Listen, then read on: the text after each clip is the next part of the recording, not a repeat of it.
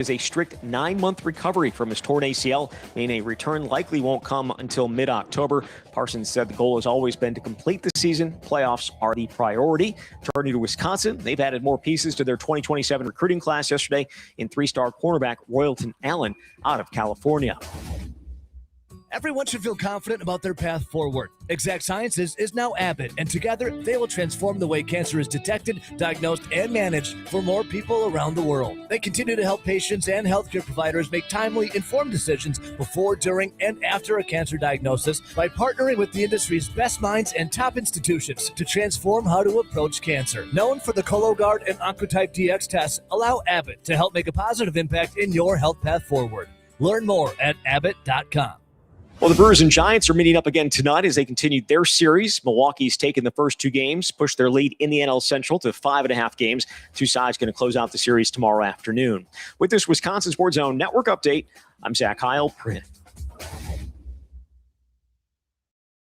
Casey Schmidt will be the first man he faces. That strike 3 call. And he got him looking right down the middle. Harrison is of the first 10 batters to come up against him. He has struck out 5.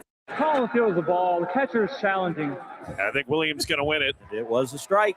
So Devers down looking. That was super impressive. Kyle Harrison strikes out Schmidt. Devers and Arise in order. And strike 3 call. Chapman's gone looking. 8 strikeouts of the 10 outs. Uncomfortable at bats. But it's swing and a miss. One of the most dominant first 4 innings that you'll ever see completed by Harrison against his former team. He recorded 12 outs, and 10 of them were strikeouts. And that is the 11th strikeout of the night for Kyle Harrison, one off his career high of 12. Swing and a miss. He struck him out. Blew a fastball by him at 96 and ties his career high with 12 strikeouts here tonight for Kyle Harrison. He was a little amped up, a little out of sorts early. You could see he was a little bit moving maybe too fast, trying too hard, whatever. But yeah, he was really good. This is where Wisconsin gathers to talk sports. Packers, Brewers, Badgers, Bucks. The Wisco Sports Show is on the air. Now, here's your host, Grant Bills. It's the best montage I could make of Kyle Harrison's 12 strikeouts last night. And then Murph's reaction to it after the game, which was, well, he came out a little rough first inning, but he settled in. He was good. Okay, wait, what happened in the first inning? Oh, he put 2 runners on. Nobody scored. that was the extent of his struggle in the first inning. Guy throws 5 2/3 innings of 1-run ball. The 1 run he gave up was a solo shot. Struck out 12, including 10 through 4 innings. And Murph's reaction was, what was that? One more time? Yeah, he was really good. He was all right. Thank you, Murph. He was really good.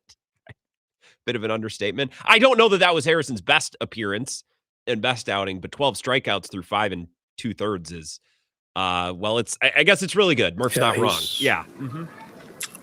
He was really good. It was really good. That's where we'll start with the Brewers. This is the Wisco Sports Show. My name is Grant Bills. Hope you're having a good night. Jesse Temple will be here. Their 2027 recruiting class, the Badgers, is getting more impressive by the day. So we'll talk about that, including their hiring of a new general manager and where they stand in their search for new athletic director. Jesse, in his Badger Bite today for Badger Connect, he toured the apartment of Cooper Catalano and Mason Posa. Cool video. And because Badger Connect is celebrating its 1-year anniversary this week, all the content is free. So if you've been on the fence about maybe subscribing, I can attest it's the best Badger coverage you're going to find. That in the camp, the podcast he does with Zach. Go check it out this week. Take advantage of that, and maybe, just maybe, it'll push you to subscribe. Or at the very least, I'm always looking for freebies. Like, take advantage of the free content while it's free. So Jesse Temple in hour number 2. Micah Parsons spoke today, as you heard in Zach's update. We'll have some of that audio, and we'll talk Packers at 5 o'clock, maybe mix in an NBA Finals thought as well. I want to start with the Brewers. Like I said, Kyle Harrison, and last night, it's just outstanding what Harrison continues to do.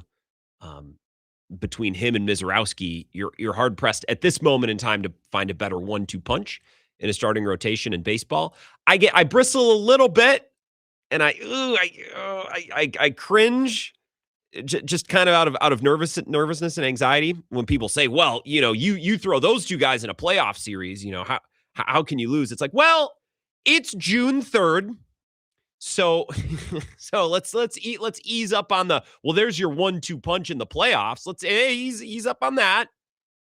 But through June 3rd, be really hard pressed to find a better 1-2 punch. I think we expected or at least hoped that Mizorowski would be very good. I don't know that most of us would have predicted he would be this good in his first real year as a starter. I wouldn't have seen this from Harrison in a million years. And I don't think that it's just a testament to their pitching lab. Every team in Major League Baseball has a pitching lab. It's not like the Brewers have built the Death Star down in Arizona with completely proprietary technology, and they're using camera angles and they're looking at metrics that no other team is using. Now, there might be some unique features. They might look at one stat and they've, I think, no doubt each team has their own set of data and metrics that they use, but I don't think the Brewers are using witchcraft on these pitchers. I don't think they have access to data and to cameras and to views that no other team does. And it's Chris Hook and this pitching staff. I was listening to Jack Stern. I want to play you some of this audio coming up. He did a guest spot on the Microbrew podcast earlier this week talking about just what the Brewers pitching staff does so well. And he, as a pitching guy, he's on staff with Wisconsin Lutheran College, and he's, with Brewer Fanatic on the beat. He has pitching breakdowns really well. And he talks, especially with Kyle Harrison, about using his body. How does your body work? How does your arm bend? How does your core move? How does your shoulder rotate? How does your hand grip the ball? And how does the ball come out of your hand? And how is that connected to the way your elbow and your arm whip around? I don't necessarily think the Brewers are inventing new pitches for guys or accessing data and accessing camera angles that no other teams are. I think they just have a really good grasp of how, quite literally, the bodies of these pitchers, the arms of these pitchers are working. So you might move one side to the rubber to the other. You might up the usage of one pitch or lower, the usage of another. But I think Kyle Harrison is just a long line of examples of pitchers that the Brewers identify of having really good stuff, really good natural ability, and then getting them in and getting a better understanding of what makes them tick physically and what makes their body work and how they can best, shape their pitch mix and shape their delivery and their positioning to maximize that. I think Kyle Harrison is certainly the latest example in a long line of many of the way that the Brewers elevate and develop their own pitchers through their own system. Yeah. But also identifying guys elsewhere around baseball. And we've kind of had some fun with, maybe how this offseason went with Matt Arnold and the Brewers realizing that maybe Kyle Harrison could be available. It's like, wow, the Giants and the Red Sox are trading. You don't think Kyle, we love Kyle Harrison. We've liked him for a while. You don't think let's call and ask. Maybe they'll give him up. You know what I mean? Just identifying these guys. Quinn Priester probably was much of the same last year. But on a bigger organizational level, stepping away from the kinetics and the pitching lab and the kinesiology of it all and the pitch grips and the pitch mix, just on a bigger level, I think Kyle Harrison is a great example of how the Brewers contextualize players. I'll tell you a little story. This is something I was thinking about at the gym this morning. I work out a couple mornings a week. It's nothing crazy. I'm just trying not to get fat. I work out with a buddy, and if you work out at the same time and on similar days, you start to, you recognize people at the gym, you chat a little bit. And there's this fella at the gym. He listens to Evo in the morning, and we'll sometimes talk Brewers. He's at the chest press machine. We're at the bench. Chatted for a couple minutes this morning. We were talking about Kyle Harrison, and he said, "How's Peralta doing, by the way?" And we were laughing a little bit because I don't think Freddie Peralta's gotten worse this year with the Mets. I think Freddie Peralta this year has been the same guy that he's always been.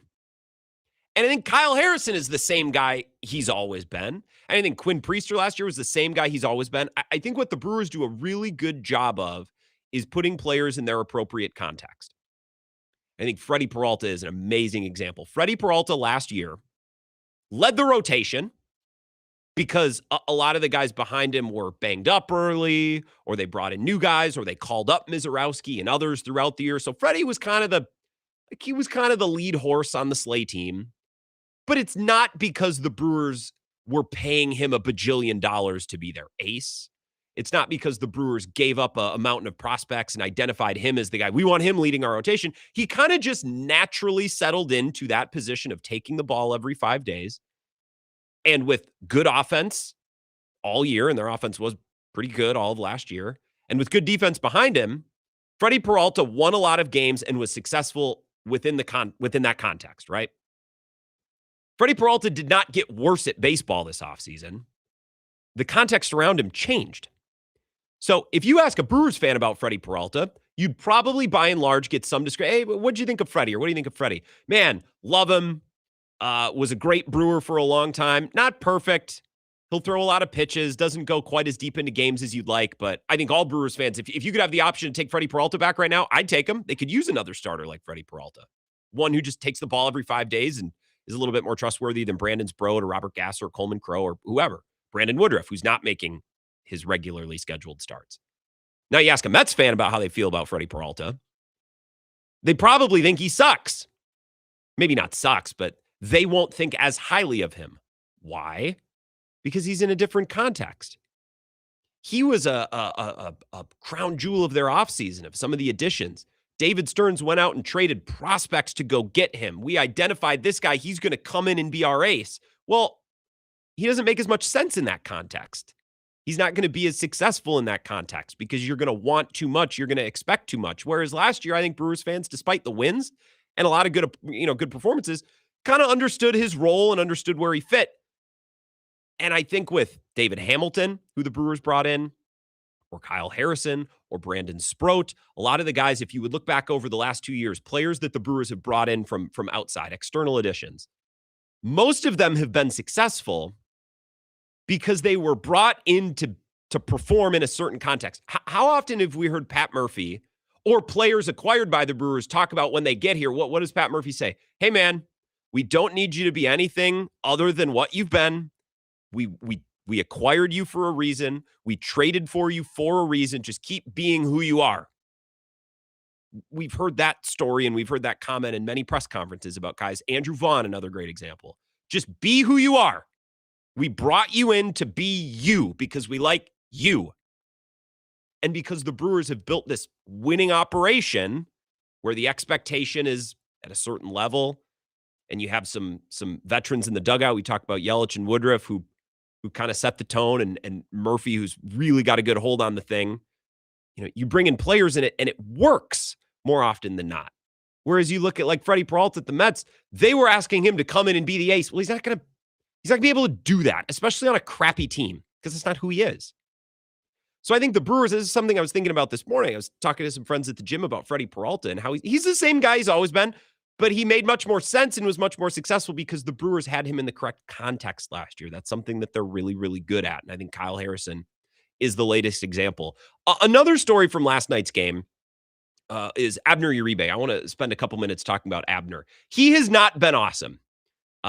He wiggled out of a jam last week on Friday night, I believe, a bases loaded jam. And part of that bases loaded jam was not his fault, right? The defense behind him let him down, or, I'm not saying that Abner Uribe was miserable and awful last Friday night, but he wasn't awesome.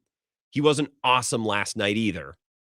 He hasn't been awesome. They've been able to get by with him. He hasn't been a train wreck, but he's not a guy I'm super comfortable in a one-run game in a high leverage situation right now. Right now on June 3rd. That doesn't mean this will be the case in a month or two. And I tweeted about this last night, and I got some negative replies. Like, people don't want Abner Uribe to be criticized, or people don't, they don't like negative commentary on Abner Uribe. My biggest criticism of Abner Uribe, it's not really a criticism. I'm just kind of observing what's happening, by the way. And if you're watching on the simulcast, I'll throw the graphic up of his Savant page. Abner Uribe is not getting swings and misses. He's not getting whiffs. He's not getting guys to chase outside of the zone.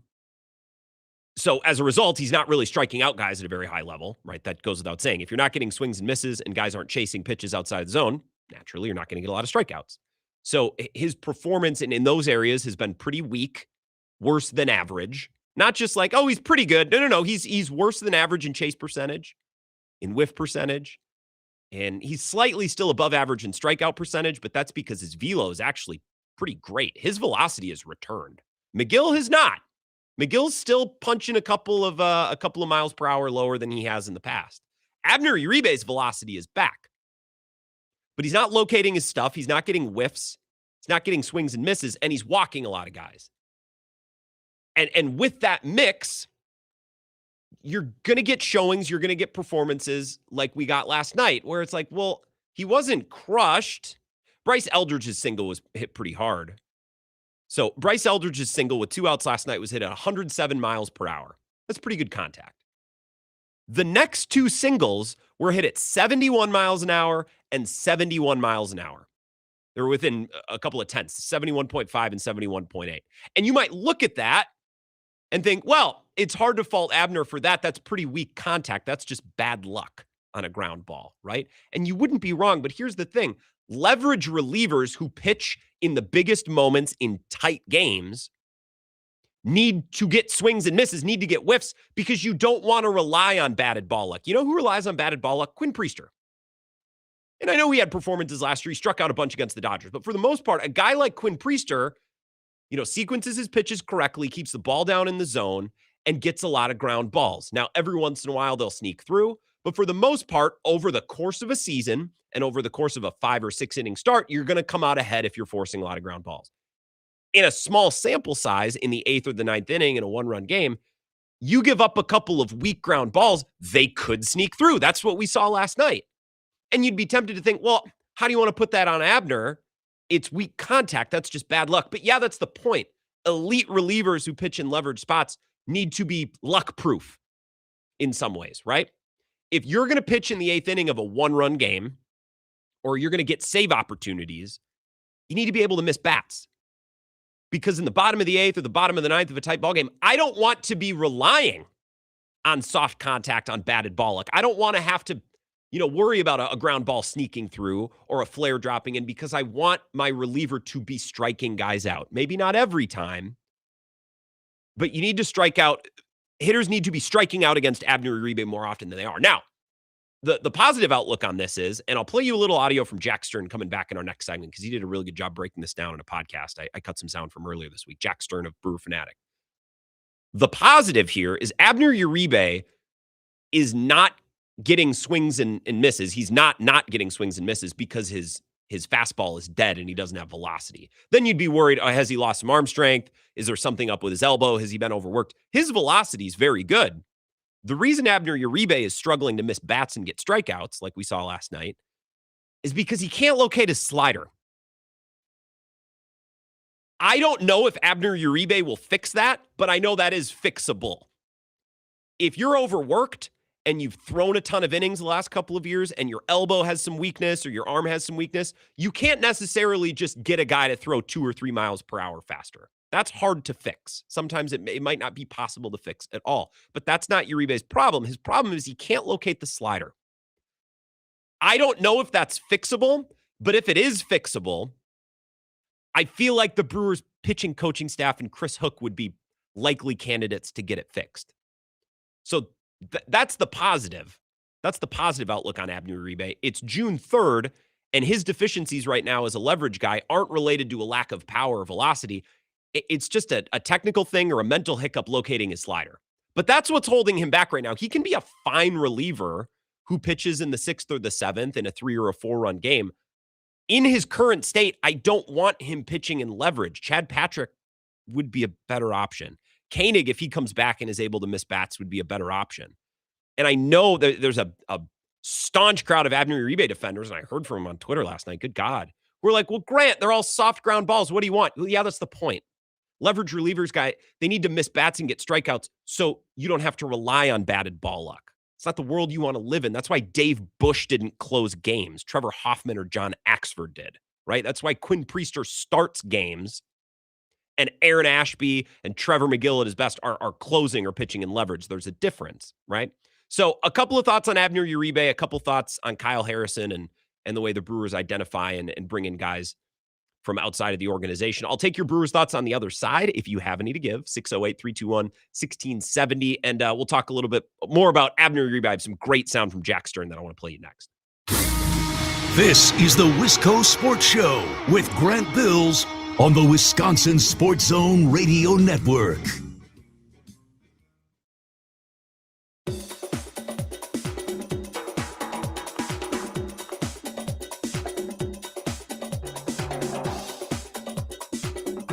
The Wisco Sports Show will resume in 3.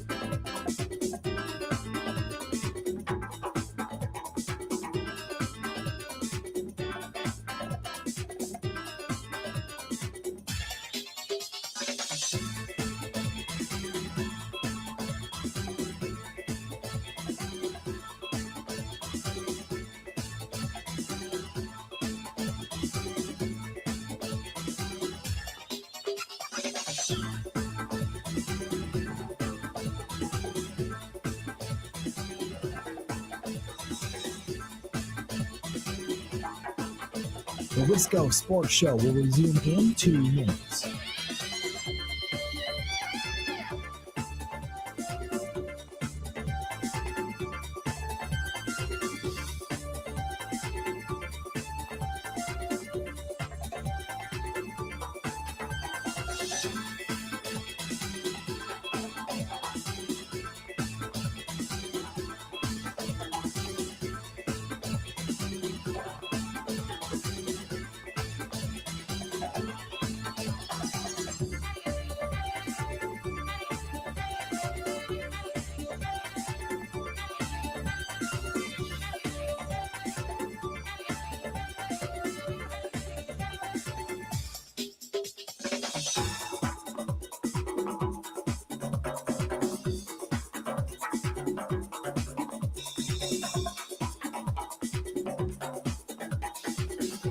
The Wisco Sports Show will resume in 1 minute.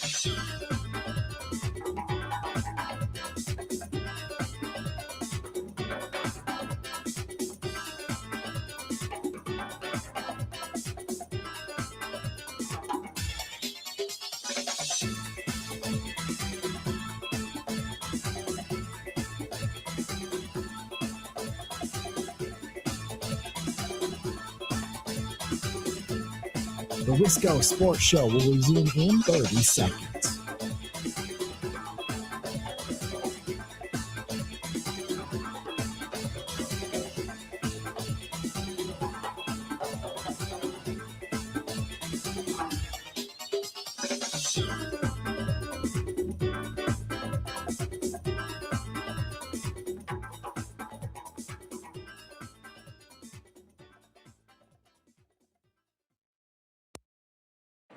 Bowers are trying to center. Back it goes. It is gone. A 3-run homer for Bowers. That's number 10. Back-to-back changeups and a fastball down the middle, and he didn't miss it. Jake Bowers on a tear. Another detail from last night's game, Jake Bowers just continuing to do Jake Bowers things still on June 3rd. I thought he would be a nice offensive stopgap early on with some injuries, but continues to just be one of their more reliable hitters. So that's one of the stories from last night. Kyle Harrison, Abner Uribe as well. Take your thoughts on what's going on with the Brewers. We'll get to Micah Parsons and his comments from earlier today. Before too long, some Badgers news that we will discuss with Jesse Temple in the second hour of the show. They just landed a 4-star safety recruit, Micah Williams, decommitted from Florida State. He's from Florida. Shades of Xavier Lucas, which just kind of makes me laugh. We're going back to the South Florida well for a player in the defensive backfield. Just kind of funny. We'll get to that in hour number 2. Your phone calls, 608-321-1670. Wisco Sports Show. Who's this? Brent Bills, Abner Uribe hater. Yeah, I didn't know that Abner Uribe had such strong support. I just tweeted last night that he needs to get some more swings and misses, and people were like, ugh. Like, oh, gee, okay. I kind of was just making an observation, but I guess if you guys want to argue with me, you can. I'm just describing what I see in the games, Cone. That's all. Yeah, it's just that you never played baseball, though, right? No, I did not. I played t-ball briefly. Probably more swings and misses in t-ball than Abner Uribe. I mean, that's probably true. I was never a big. Getting kids to try to play baseball is such an impossible task. There's just too much standing around. You know what I mean? My brain moves too fast, Cone. I was just never cut out for it. Yeah, I loved playing baseball growing up, Little League. I was pretty bad, definitely probably my worst sport, but it's still just fun being out there. I don't know what it is. Yeah, you have a more of a sense of patience and maturity than I did at that age. So I give you credit for that, Cone. A lot of swings and misses in T-ball, probably for me. Yeah, and Kyle Harrison. Can we chat about him a little bit? Yes. Revenge game last night. You'll love to see it. Stuff it to the team that gave him away for Rafael Devers, this 300-pound guy that strikes out 4 times a game. Struck him out, and Kyle Harrison struck him out 3 times. That's the funny. He got his 12th strikeout against Rafi Devers, who's supposed to be a guy, and I don't know what his K rate is in 2026, but he's supposed to be like pure hitter guy. You know what I mean? Like, yeah, he's fat and he can't really defend or run the bases, but he's supposed to be a guy who doesn't strike out 3 times a game. And has he always been that big, or is he just extra chonky these days? Because he's a unit. I don't think he's always been that big, and I don't think it's helped by that wide open stance where he sticks out his gut towards the pitcher before the pitch. You know what I mean? Yeah, he's just a funny guy to watch and see how Giants fans are reacting. For whatever reason, Instagram Reels has me getting clips from San Francisco sports talk radio. Ooh. And hearing them talk Giants is hilarious. They're already in the dumb club for the season. Well, and what's a bummer about the Giants, I've talked about this with Bill, they're spending $1 bajillion on Devers, Chapman, Adames. It's one thing to be bad and young and building. It's another to be bad and also really old and to be paying a bunch of money to guys like Rafi Devers, who mostly stink, right? Mm-hmm. He's hitting 246. He's got 7 home runs. Yeah, Buster Posey, classic baseball guy, right? Trying to put together a baseball team. Not a nerd, and definitely not a roster and a pay sheet put together by a nerd. Yeah, but nice looking guy, World Series champ. Did he win an MVP? He might have. I'm not sure. But, well, he's got a rule named after him, which might be more important. Yeah, he ruined baseball, really, when you think about it. No more plowing the catchers. Yeah, that's a good point. Yeah. Made it safer for catchers, but God, there was nothing like a collision. Yeah, I know. And playing video games when the, collisions were still happening was always fun. And now it's just, they got rid of it. And MLB The Show is just a joke. Who was the guy at shortstop or second who the rule's named after? Why am I forgetting that right now? I don't know. All right, I'll look that up over the break. Anything else, Cone? Kyle Hamilton was electric, and I probably should talk more about that and less about how Abner Uribe is struggling. Yeah, last thing, I guess. So what's your move if you're Pat Murphy in the bullpen? Are you swapping Ashby and Uribe roles, or kind of where's your ideal spot for Uribe? Yeah, I mean, I just back him up a little bit. I don't think he stinks, and I don't think he's far away. Cone, I appreciate it. I don't think he sucks. McGill kind of sucked, and McGill's bounced back. I would just lower him in the hierarchy a little bit. I would let McGill close. I think McGill has improved as a pitcher. I think he's become a better pitcher. He's not just relying on his stuff. He's locating the fastball in a way that he hasn't had to in the past, and it's getting results, and he's throwing his curveball a lot more, and it's been really good. I would put then Ashby, Chad Patrick. I would hope Koenig comes back and is pretty good. Pitch him in the 6th or the 7th and not the 8th. And I think it's fixable. The whole issue, I'll play you some audio from Jack Stern coming up. The whole issue isn't that his fastball is dead and he doesn't have any velocity. It's that he can't locate his slider, which should in theory be fixable and tweakable. That's not a physical weakness issue. That's a mechanical or a mental issue. All right, one more call here. Wisco Sports Show. Who's this? Hey, it's Andy in Sun Prairie. How you doing? I'm doing great, Andy. What's up? Yeah, I just want to chime in on Uribe. I think you're right. I think the inability of him to locate his slider might just be a little mental. It might be him just being too hyped up, and I think the rest of all the drama around him kind of leans into that.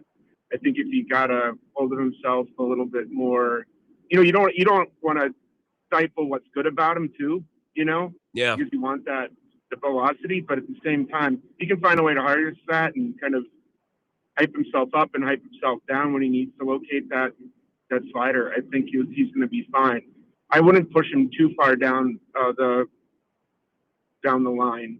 No, and I don't think he should be pushed that far down the line because there's not that many guys who are like leagues better than him, Ashby and Patrick. And look, like last night, I didn't have a problem with him being pitched in that spot. They had a 4-run lead or a 3-run lead. Like Abner should be able to, and he almost did. Like he got the first 2 guys, and then Buzzard's luck on ground balls. I can nitpick him for not getting swings and misses, but like last night, I'm not even blaming the usage for him last night. But if they find themselves in a 1-run game in the 8th, and the choice is Uribe or Patrick, like I'm going to go Chad Patrick. I guess that's what I'm saying.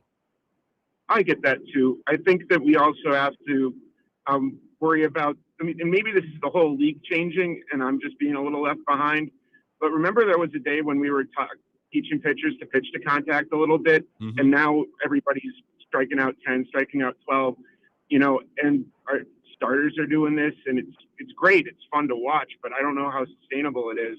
And I hope to God that we can sustain it. Yeah. But for our closers, you're right. I think we do want that swing and miss. And I think if he just tweaks the mental side of it a little bit, I don't think he's far off at all. I think he's probably yanking it. To your point, Andy, that's a great call. Appreciate it. Nice to hear from you. I think he's yanking, and I think he's probably overthrowing it. A lot of the misses with the slider are uncompetitive, like Freddie Peralta level uncompetitive pitches. So no wonder you're not going to get chase or swings and miss. You're not going to get guys to chase out of the zone because if the ball's 4 feet off the plate, like, okay, I can make that swing decision. You know what I mean? Rafi Devers can make that swing decision. Here's a little bit from Jack Stern, Brewer fanatic. He's been on the show before talking about what is ailing Abner Uribe right now. And it's a small thing. I think it's a fixable thing, but it is a thing. Abner, on the other hand, the stuff is back to where it normally is, or at least close to it. The problem is he just does not have his breaking ball, and he really hasn't had it the entire season. It's moving well, velo-wise, stuff-wise, it's still great. He just can't throw it competitively, though. I think that the zone rate on it is way down. I wrote about this a couple weeks ago. The strike rate on it is way down. A big part of his breakout last year, I know everybody likes to talk about, it's a triple-digit sinker. Sinkers are just, there's kind of a limit to how good sinkers can be compared to like a triple-digit Trevor McGill fastball, something where you can get guys to kind of swing underneath it. Sinkers are always just a little easier to put in play no matter how hard you throw, and that's because of the way that they move. In Abner's case, he mostly broke out last year because he was throwing way more sliders. It was like 50-50 slider to sinker, especially to righties. This year, he's pretty much back to what he was doing when things were not going so great for him 2 years ago, where it's like 60 to 70% sinker because that's the only thing he can throw in the strike zone right now. And to me, that's going to limit the swing and miss. That's going to limit the strikeouts. It's going to make him a little more vulnerable to some of the things that we have seen happen where guy turns around a sinker and it's a hard hit ground ball through the hole where you're not walking away thinking, well, it wasn't a bad pitch, wasn't great contact, but that's going to happen if you don't have your wipeout breaking balls. So to me, McGill is in a better spot as a pitcher overall right now, even though Abner is the one whose stuff is less concerning to me, if that makes sense. Very good breakdown, Jack Stern. That was on the Microbrew podcast. Always read Jack Stern. Listen to the podcast as well. We'll take a break. We'll come back. I want to get to Micah Parsons before too long. We might do a hard reset with Packers at 5. I'll give you some breaking Badgers news coming up. I also have a thought on the upcoming NBA Finals, which begins tonight, and more of your texts and calls on the Brewers or whatever. 608-321-1670. I'm flexible. This is the Wisco Sports Show with Grant Bills on the Wisconsin Sports Zone Radio Network.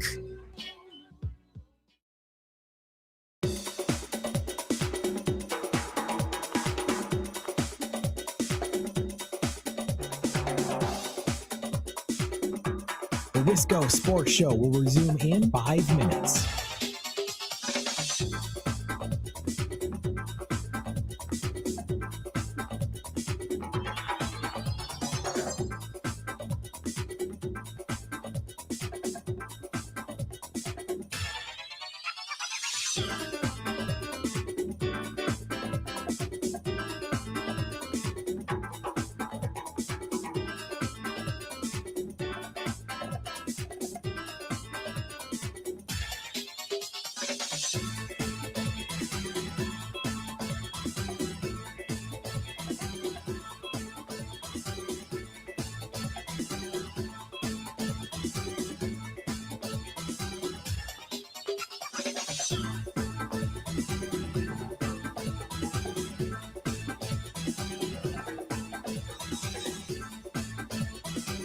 The Wisco Sports Show will resume in 4 minutes.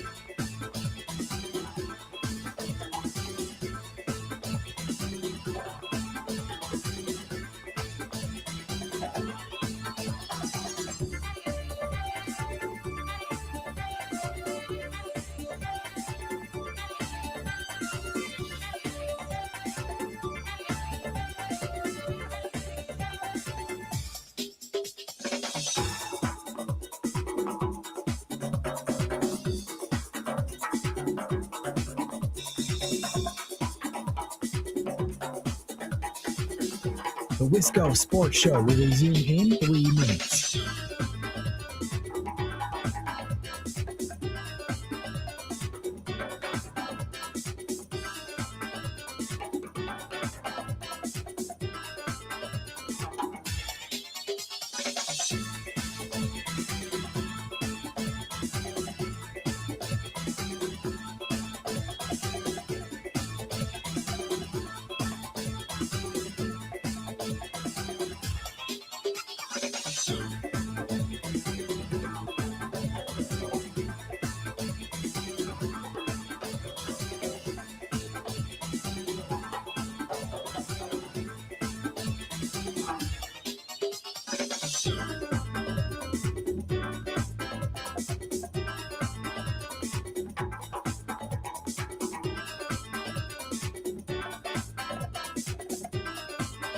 The Wisco Sports Show will resume in 2 minutes.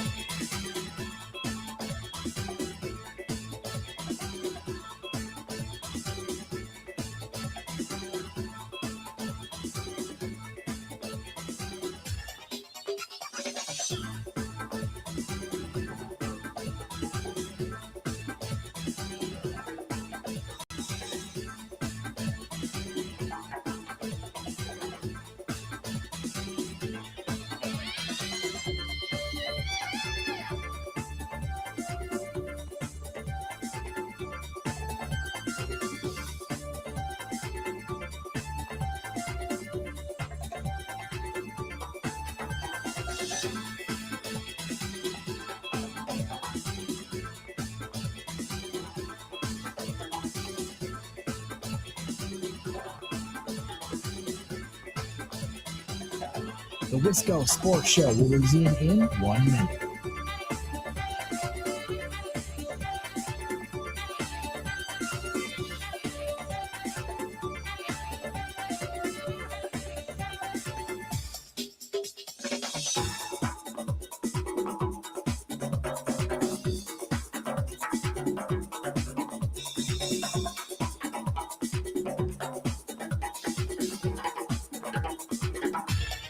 The Wisco Sports Show will resume in 30 seconds.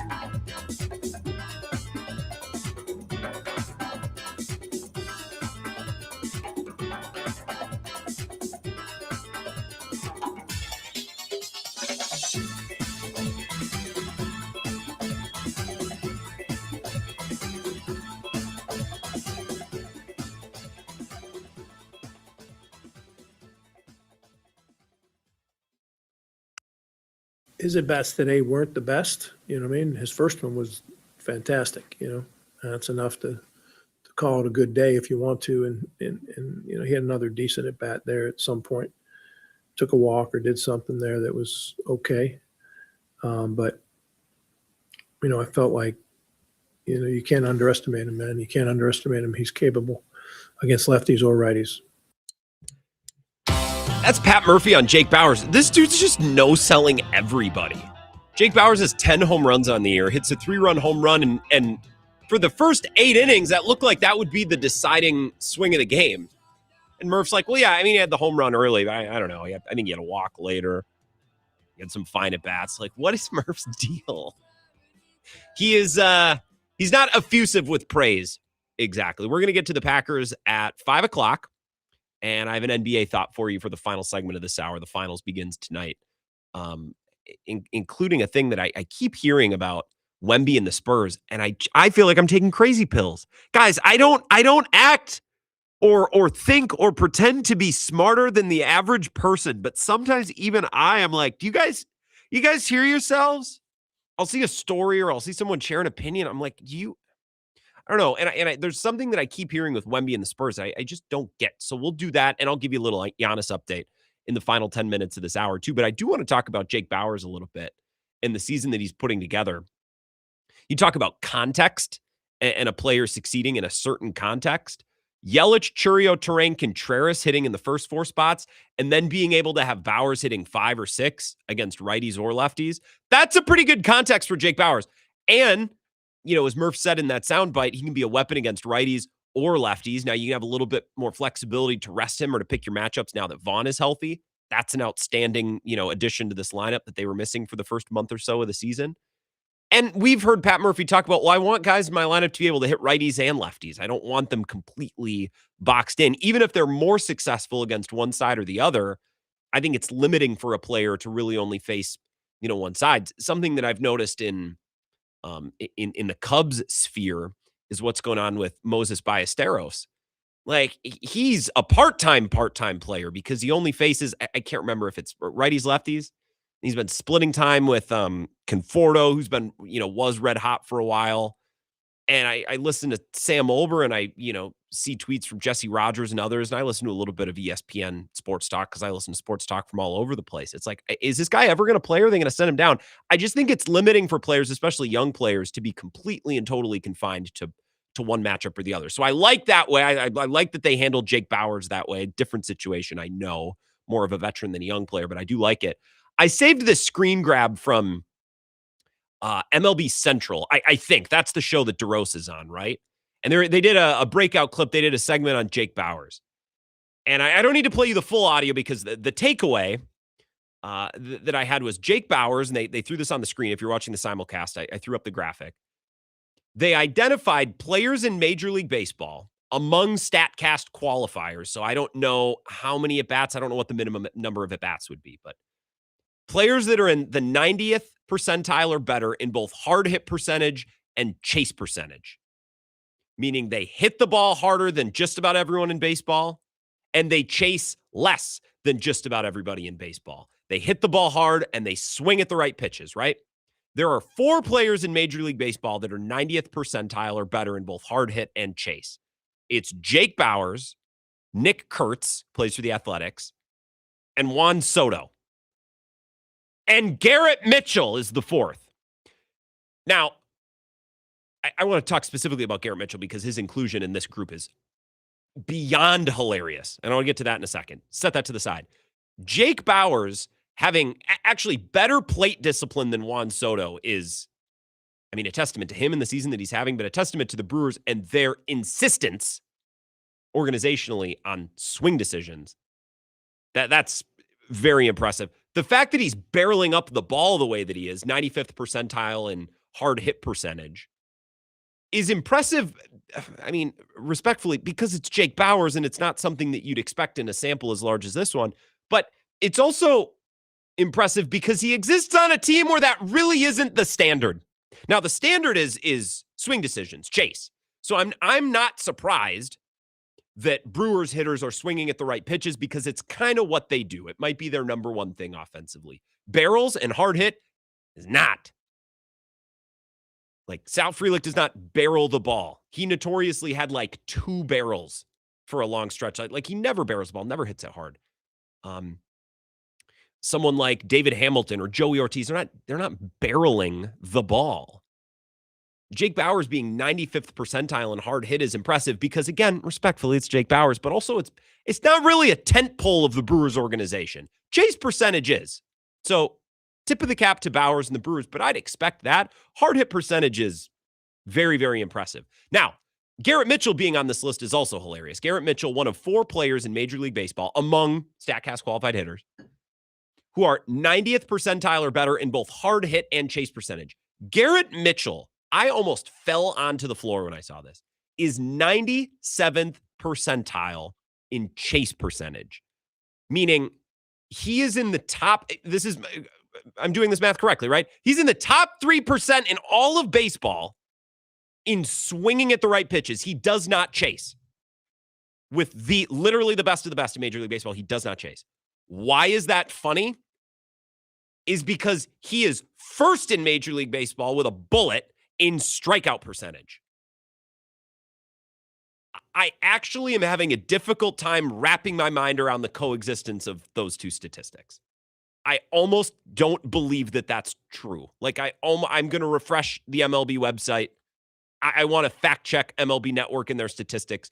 Do you know how crazy it is to be in the top 3% in all of Major League Baseball in terms of not chasing pitches outside of the zone? You only swing at pitches inside the zone, Garrett Mitchell, and you still strike out more than anyone in Major League Baseball. 13/10 more than O'Neal Cruz, Kyle Schwarber, Hunter Goodman, Munetaka Murakami. That's insane. It should not be possible. I don't know how it is possible. That's why Garrett Mitchell is such a confounding player.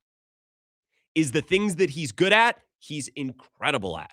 And the things that he's bad at, he's among the worst or the worst. Now, hitting the ball hard and striking out a lot, that exists in players all over. But I just mentioned to you that Munetaka Murakami is 5th in all of Major League Baseball in strikeout percentage.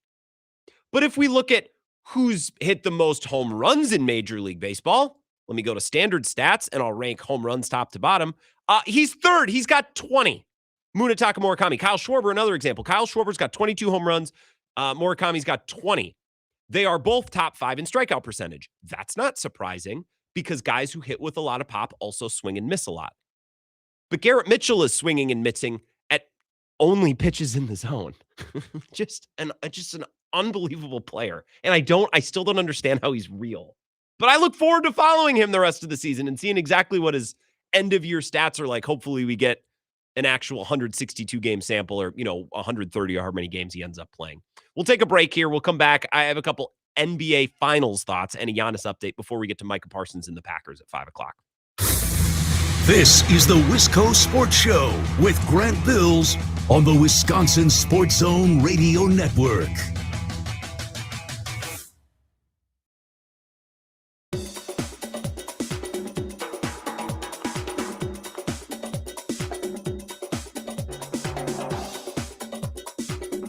The Wisco Sports Show will resume in 3 minutes.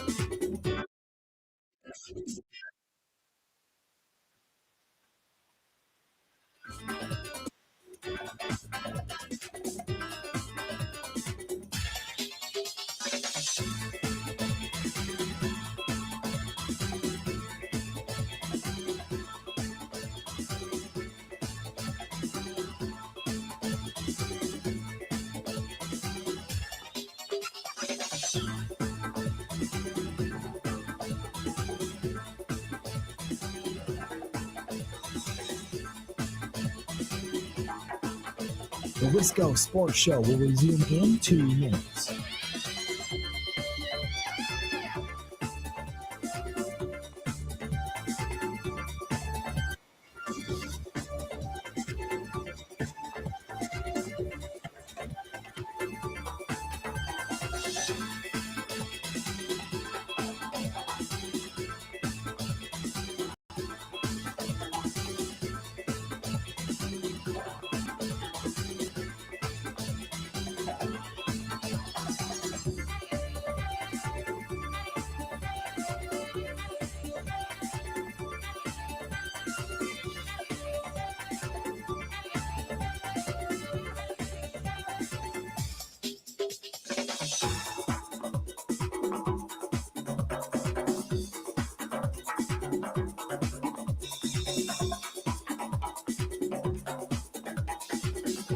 The Wisco Sports Show will resume in 1 minute.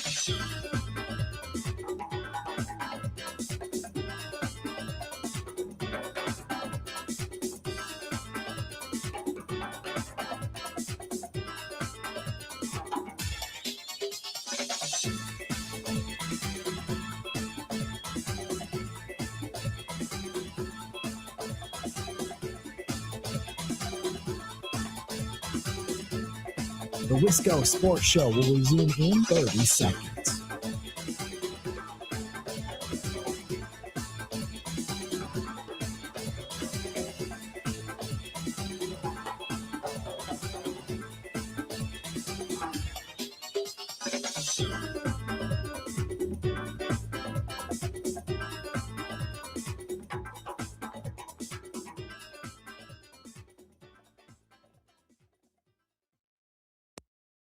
And then it hit me Saturday night that I found myself, the Spurs were the better team. Wemby against the Knicks is a better final. Let's just get to the dynasty.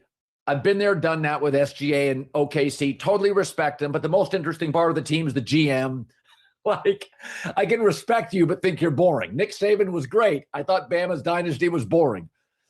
I was sitting there last night in the second half, and I was like, oh, I'm a fan. I want San Antonio. I want the dynasty to start. I don't care if the Knicks beat them, but I want them. They're going to get to the finals here a lot. And so let me start with that. Do you ever feel that way? Because with Wemby, I'm like, what are we waiting for? Let's just get to the dynasty. That's Colin Cowherd, the Colin Cowherd podcast. Jason Timp was the guest. That was their reaction to Game 7 between the Thunder and the Spurs. And I could not believe what I was listening to when I heard that. And I clipped it. I was in my car. I was going to buy lunch on Monday. I hadn't gone grocery shopping. I went to get a salad. Bull slop, as Ebo would say. And I was in my car, and I'm like, Colin, I love Cowherd. I think he's on the money on just about everything. He used the word dynasty 3 times in that clip. You use it once, and, you know, Wemby's incredible talent. We think he's going to have a great career. All right, you can get fast and loose. You've had a cocktail. We just watched Game 7. I get it. But 3 different times in a 45-second clip to say, okay, let's just get to the Spurs making the finals so we can get to the dynasty already. I thought that we would realize this after last year. And I remember saying this exact same thing last year after the finals. So recycle this take. We could pull up the podcast audio. I thought last year when the Thunder won, we all as a sports fandom should have realized, okay, the age of the dominating superstar and the age of the dynasty is done. We're not going to have 2 or 3 finals appearances in 4 years by Jokic or by Giannis like we used to with LeBron and Steph. We're not going to have dynasties like we had with the Heat or with the Spurs or with the Warriors. We are going to have Kawhi on the Raptors and then Giannis with the Bucks and then Jokic gets that one and LeBron and the Lakers got that one. And now we're going to have the Celtics. They get theirs. And now the Thunder got theirs last year. And I thought last year everyone would have realized, okay, it's not as simple as Brown and Tatum are going to go 3 and 5, meaning 3 finals in 5 years. We're not going to have Jokic continue to make finals. Giannis isn't going to dominate the league for a decade. We should have all realized last year that we're not going to get repeat champions and we're not going to get dynasties. And yet somehow people trick themselves into thinking that the Thunder were different. Why? Because they're deep and young and the Celtics weren't at the time? Well, Shea is different. Really? More so than Jokic or Giannis or Kawhi in 2019? Or Steph in 2022? I know Steph is a little different. I just don't understand how people are looking at the Spurs, who have yet to play a game in the finals, by the way, and thinking, all right, the dynasty's underway. Like, are you guys kidding me? You can't seriously believe what you're saying. I'm not smarter than an average, a literal average bear. I'm a dummy. And I can just consider what we've watched in the NBA the last 5, 6, 7 years. And I feel like I have a pretty good grip on how this is going to go and how it's going to continue to go. And people just watched the Thunder fail to get back to the finals. And their takeaway is, okay, but this is the team that's all of a sudden going to go to 2 or 3 or 4 straight finals. Okay, sure. Yeah, whatever. And you know, Wemby is being compared to Giannis or Jokic like he's the next guy. It's like, how many of these guys we realize? I know Wemby's different. I know he really is an alien. But how many times have we said, well, this guy's going to be better than this guy, and this guy's going to be better than that guy, and he's already on pace to being better than this guy? And in most of those instances, it didn't happen. You know, a buddy in a group chat the other night when the Spurs won or before the Spurs had even won was like, is Wemby already better than Giannis? And I'm like, well, maybe he will be, but we're so so quick. So quick. It's like, okay, well, let's see Wemby win 2 MVPs and a defensive player of the year and carry his team to a finals win. And when that happens, we can talk. You know what I mean? Like we always just think, well, he's going to be better than this guy. This guy's going to be better than that guy. The road from point A to point B there, the road from is player X better than player Y, that road is littered with so many guys who never made it, who we thought were going to be the next guy and they weren't. And I don't know that the NBA right now allows for a next guy. Wemby's probably got the best shot, but we thought the Thunder were going to have the best shot to actually become a little dynasty that does it more than 1 year. And we watched him this year. And now everyone thinks Chet sucks. And we all think that Shea is a flopper who's limited and couldn't get to his spots against the Spurs. And what does Jalen Williams even worry? He can't even stay healthy. You know, like, I don't know. I'm an idiot. And sometimes I'd listen to these podcasts and these people who write stories. I'm like, you remember we just did this last year, right? Is your memory that short where you can't remember we were saying the same things last year about the Thunder? All right, whatever. I thought we would have a Giannis update today or some semblance of a Giannis update. We got a story from Sam Amick and Eric Name, what we're hearing about Giannis Antetokounmpo's trade market as the NBA finals begin. And unless I missed it, there's really not much in here. They just talk about potential trade partners. We also heard from Jim Ozarski on Bill's show earlier today, hour number 2. He was on at 11:30. I would recommend you go listen. It was the first time that I think Jim gave a lean. I think Jim in his weekly spot with Bill and in all of his writing at the Journal Sentinel does a really good job of saying, okay, here's what the Bucks have said. Here's what Giannis has said. And here's what the last 4 or 5 years have told us about the way that the Bucks and Giannis operate. Let's just consider the ingredients right now. That's all we really have. Jim actually gave a lean today where he's like, yeah, I feel like we're trending. If I had to guess or if I had a gut feeling, I feel like we're trending towards a trade. And Jim's point was the organization doesn't trade a player or isn't going to trade a player until they start talking about trading the player.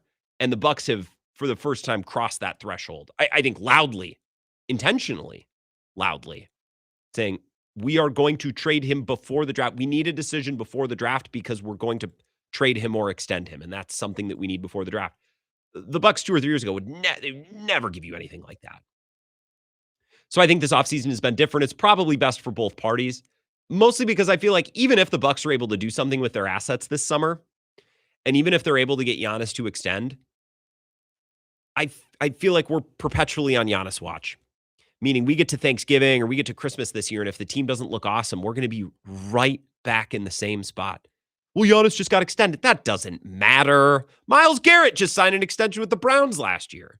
You know, like players sign the extensions when they can, and when it goes south, they ask for a trade. So even if you could tell me, well, Grant, the Bucks are going to be able to flip their picks and get this guy and put him around, and Giannis is going to sign the extension, I'd say, okay, great. Is Giannis going to kind of surrender himself to being a Buck for the next couple of years, for better or worse, or are we going to be on perpetual Giannis watch? Because if it's that second thing, I'm not really interested. Even if they are able to put a nice little team together, doesn't interest me. We'll get an update from Zach Heilprin, 2 minutes, the latest in Wisconsin sports, and then we'll come back and react to what Micah Parsons had to say, his first time speaking with the Green Bay media in the 2026-27 offseason. We'll be right back. Second hour begins next.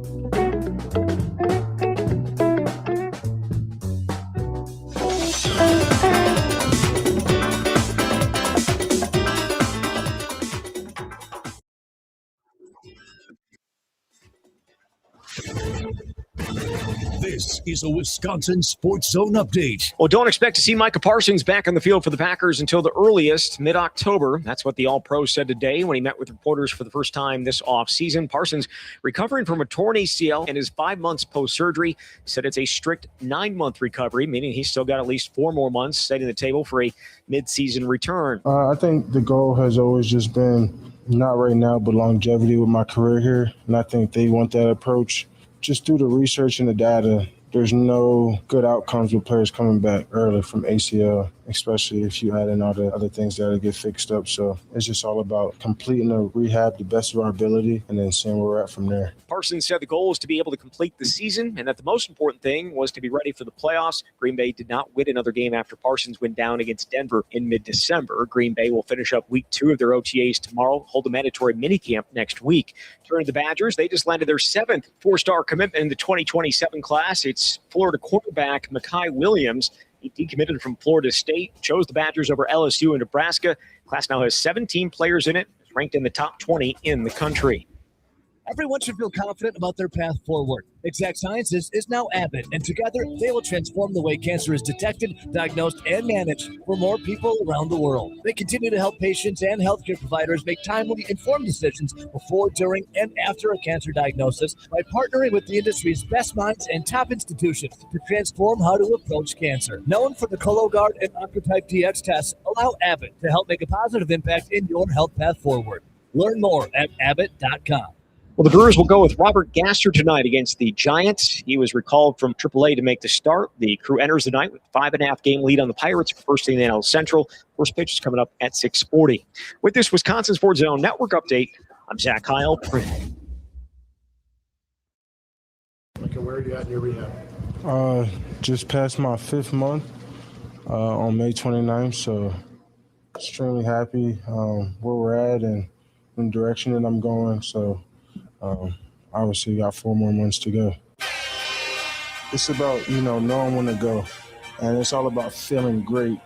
Everything is about playoffs and winning football games deep in September so we can make this championship run. This is where Wisconsin gathers to talk sports. Packers, Brewers, Badgers, Bucks. The Wisco Sports Show is on the air. Now, here's your host, Grant Bills. Hour number 2, the Wisco Sports Show, presented by Lacrosse Beer House, corner of 3rd and Pearl, downtown Lacrosse. Jesse Temple will be here at 5:35 to talk Badgers. They got a big recruiting win in the last hour or so. Micah Williams, safety. I thought he was a corner. I'm seeing on Twitter he's safety. Oh, corner/safety. Okay, that's okay. I'm not crazy. One of the best recruits the Badgers will have at that position in a long time. We'll discuss that with Jesse and the new general manager and their, continued athletic director search. That's coming up later this hour. I'll take your thoughts on the Packers or the Brewers. You want to sneak a Brewers thought in, that's fine. 608-321-1670. Strizny goes down, and it will be Robert Gasser making the start tonight. Now, if he comes out and has a nice outing, that's a really good development for the Brewers. I haven't completely given up on Robert Gasser. It's just looked so bad in his last couple outings, just erratic and not locating and a lot of walks. But I want to start with Micah Parsons here. A couple of sound bites here, and then we'll talk about the most significant update, which is his timeline. But basically, you heard Micah Parsons talk about where he is in the rehab. This is Micah being asked about the ups and downs of his rehab and what that's been like. Have you been able to manage the ups and downs? Maybe like one day you're feeling good, the next day like, oh, maybe I do a little bit more in the pain. Like, have you been able to manage those roller coasters of this injury?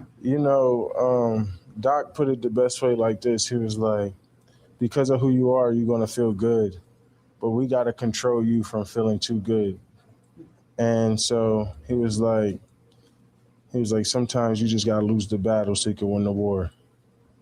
So that's how long this process is. Every month, you're going to get a little bit better. Every day, you're going to get a little bit better. It's not one of them things where it's like, I'm going to be feeling terrible for months at a time. Every day, you're going to get stronger, and you're going to feel yourself getting stronger. And sometimes people are like, man, I feel like I can do a little bit more, but you got to press the brake. Make sure we're not moving too fast, doing too much. So that way, like I said, the goal for me is to complete the season.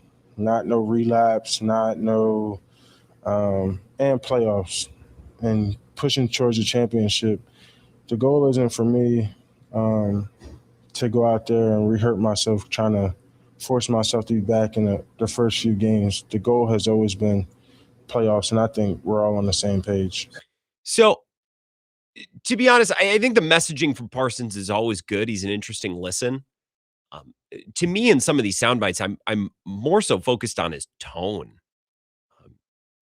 He doesn't sound depressed. He doesn't sound sad or miserable, but there's a certain humbled tone with which he's speaking. He was asked, I think, as a follow-up, and I think just based on the tone, like, Mike, has this been something that's been hard to accept? Has this been hard for you to accept? Yeah, I would definitely say it is hard for me to accept. Not only is it hard to accept that, I'm going to miss more time than, what I want, but obviously it's hard to accept the injury like that. It constantly replays in my brain, constantly thinking about how can I not do it. Like, you don't even know how much time I spent on ChatGPT about my injury and how to like I just can't accept like where I'm at. Like, I'm like, man, how do I keep progressing and progressing? Like, and it's just nonstop. So that's a very good question. It is. I haven't accepted it yet, but I work hard as hell every day trying to make sure that I will be better when it comes out of this. So again, listen to his tone. I'm not judging anybody. I'm not judging you.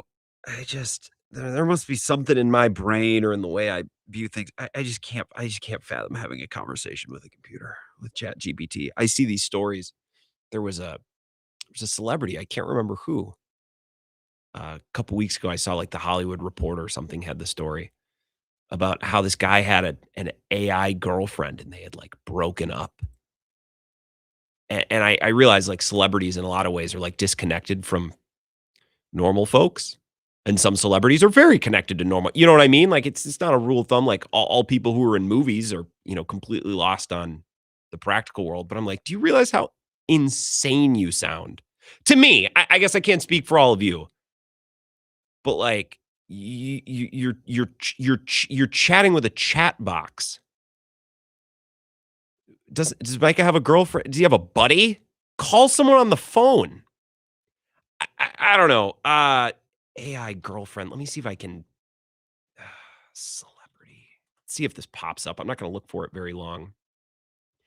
But I swear. Oh, Jesus. Yeah, here it is. 2 weeks ago. This Paul Schrader revealed he got an AI girlfriend in a recent Facebook post. Through the filmmaker said the experience was a disappointment. Duh! This is USA Today. Paul Schrader revealed in a recent social media post that he procured an artificially intelligent companion, though he said the experience was a disappointment. You couldn't torture that information out of me. The Oscar-nominated filmmaker 79 revealed he got an AI companion on a Facebook post. Quote, out of desire to understand male-female interaction in our matrix, I procured an online girlfriend, he wrote. Schrader, a director and screenwriter known for his work on films such as Taxi Driver, American Gigolo, Fiction, and First Reform, was first married to actress Mary Beth Hunt from 83 until her death in March, following a battle with Alzheimer's disease. The filmmaker went on to blast his user experience of the AI companion, calling it a disappointment for its allegedly poor communication. So I tried to probe her programming, the boundaries of explicitness, the degree she has knowledge of her creation, and so forth, Schrader wrote. She fell into evasive patterns, redirecting me to her programming. When I persisted, she terminated our conversation. Do you realize how insane you sound? Stop talking to the computer. It's a computer screen. I have 4 of them in front of me. I look at them enough. So when Micah Parsons like, I can't even tell you how much time I spent talking to ChatGPT, I'm like, oh, don't do that though. Thinking about how can I not do it. Like, you don't even know how much time I spent on ChatGPT about my injury and how to like I just can't accept like where I'm at. Like, I'm like, man, how do I keep progressing and progressing? Like, and it's just nonstop. So that's a very good question. It is. I haven't accepted it yet, but I work hard as hell every day trying to make sure that I will be better when it comes out of this. Madtown Ryan says, text in 608-321-1670. Go ahead and try it. Have your first conversation with ChatGPT and see how it goes. And then you'll see why everyone's moving towards it. Oh, no. Here's Micah Parsons on whether or not he's still expected to miss games. You said on Walker Cleanout Day you realistically expected to miss the first 3 or 4 games. Has that expectation changed based on how your rehab has gone? No, I think the goal has always just been not right now, but longevity with my career here. And I think they want that approach. And we have a pretty strong 9-month rule. So it's just all about just through the research and the data, there's no good outcomes with players coming back early from ACL, especially if you add in all the other things that get fixed up. So it's just all about completing the rehab the best of our ability and then seeing where we're at from there. So Bill Huber wrote about this today. They have a hard and fast 9-month rule, which could allow us to maybe ballpark or figure out exactly. But I don't know. Is that from surgery? Is that from the injury? Is that 9-month to rehab or to full return to play? I don't know. Bill Huber wrote this. Asked if that meant 9 months until he can practice or 9 months until he can play in a game, Parsons said he didn't know. Then he added, I just know it's pure 9 months of no football. 9 months of no football presumably means just that, no football. Again, more from Bill Huber, Sports Illustrated. 9 months from December 29th is September 29th. The following day would be the first practice of the week before the week 4 game at Tampa Bay on October 4th. So here's what I don't get. Is he said 9 months, they have a 9-month rule, and people started throwing out, well, man, he's going to miss like half the year, and he's not going to be back until probably December. I'm like, okay, well, wait a minute. So 9 months from the injury actually isn't, that's actually not that bleak. That would have him back at like the beginning of October. Now, there'll probably be a ramp up, but Bill, I'm just going to continue to use Bill Huber's framing on this. 2 games have been circled as potential comeback dates for Parsons. One is the Week 5 home game against the Bears.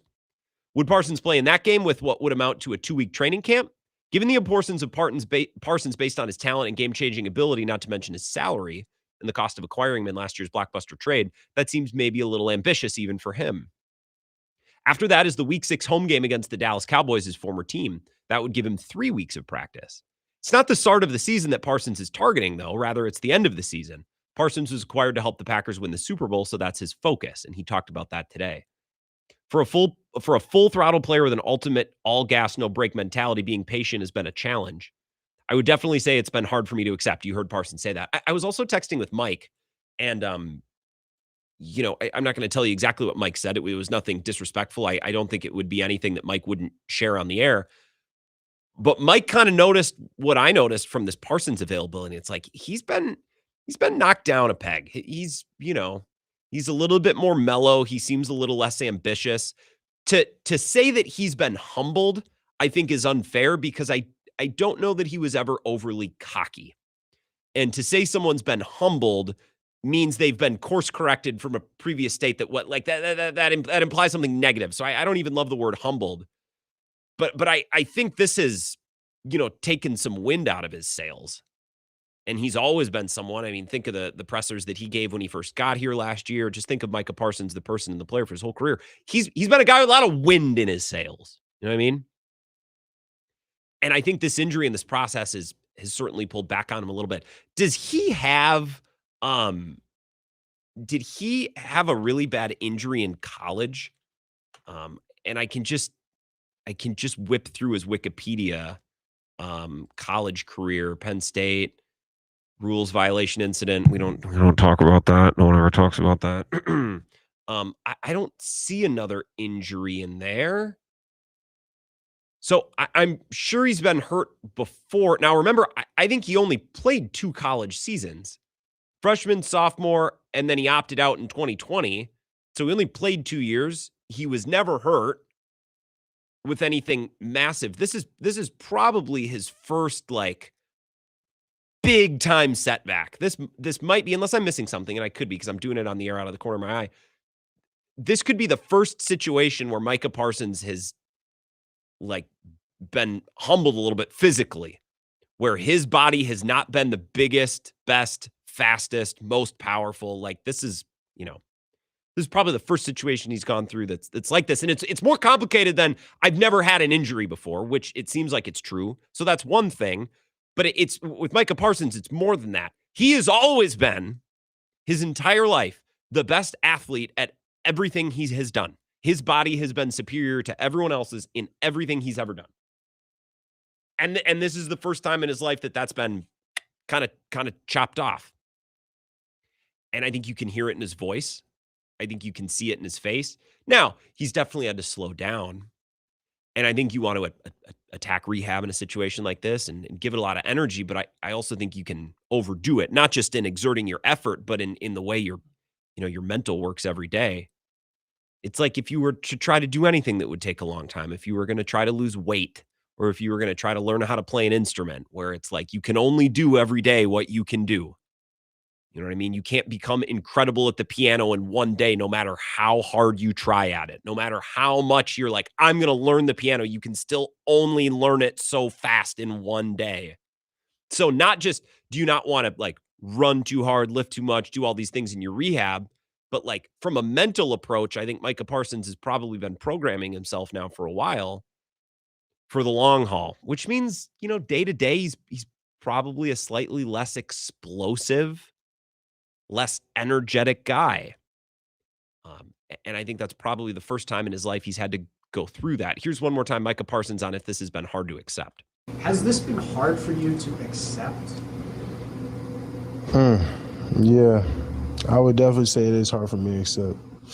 Not only is it hard to accept that, you know, I'm going to miss more time than, you know, what I want, but obviously hard to accept the injury.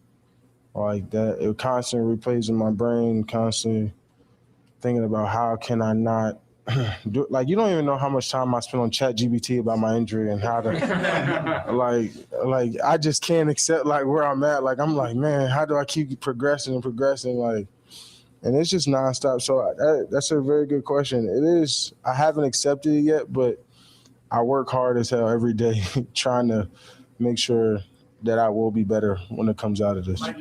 ChatGPT, we're so porked. Everything's AI, everything's ChatGPT.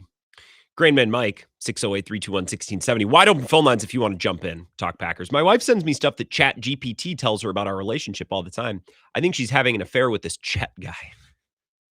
Duck and Holman, AI girlfriend. Why not Aaron Rodgers? He has an AI wife. Or AI girlfriend, why not Aaron Rodgers has an AI wife? Yeah, we have yet to see her. The ChatGPT commercials just bum me out. And they're well done. It's a well-marketed product. It has to be. Because, like, I don't know. I have theories on AI. We don't need to get into it. Like why everything is using AI. It's because, you know, these tech millionaires and billionaires have market valuations to, you know, to back up and whatever. I'm not the Joe Rogan here that knows everything about the world, but I see like what did I see today at the gym? The news was on. It's the only time I ever see the news, and I just see the ticker. Like, I only see the headlines. I never hear it. I never watch the news.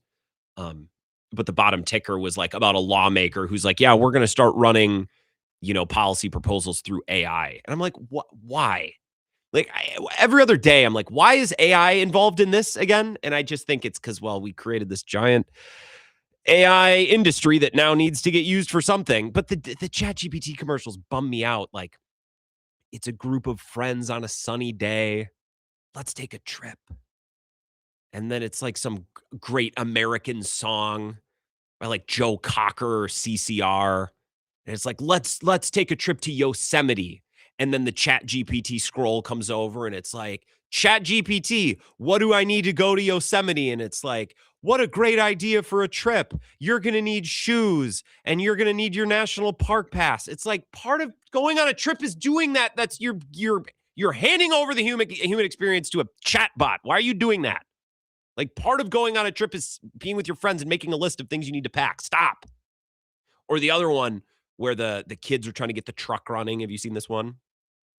And again, it's some like super American song playing in the background. And it's like small town USA. Like, oh, it's just these high schoolers trying to get the truck running so they can go to the 5 and dime. Dad said if we can get it to run, it's ours to use. And they're using ChatGPT to try to figure out. It's like, oh, I just hate it. Anyways, whatever Micah Parsons needs to get back on the football field, I guess, if chatting with ChatGPT helps. All right, to each their own. We'll take a break. More Packers talk next. This is the Wisco Sports Show with Grant Bills on the Wisconsin Sports Zone Radio Network.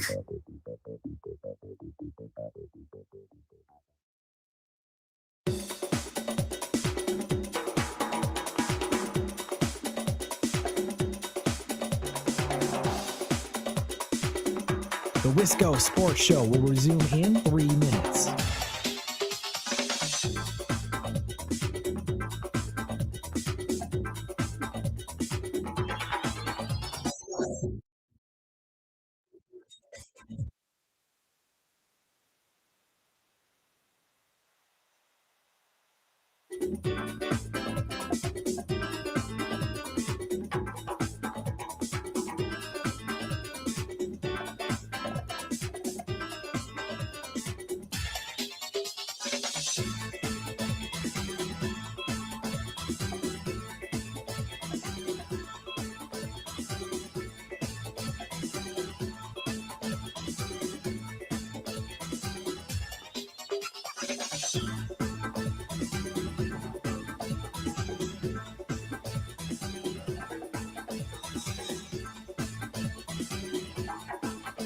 The Wisco Sports Show will resume in 2 minutes.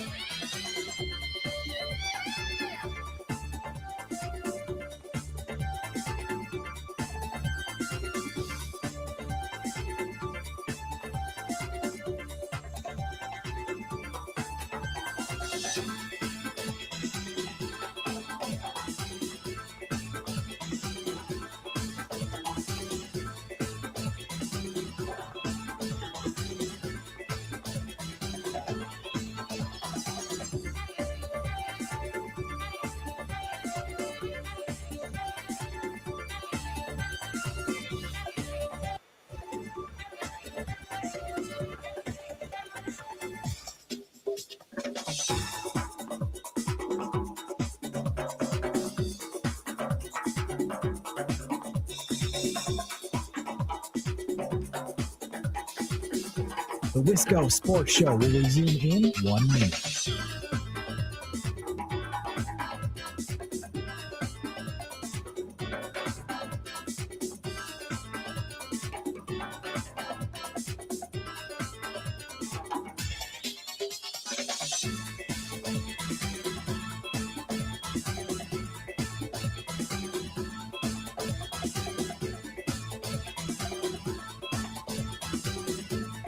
The Wisco Sports Show will resume in 30 seconds.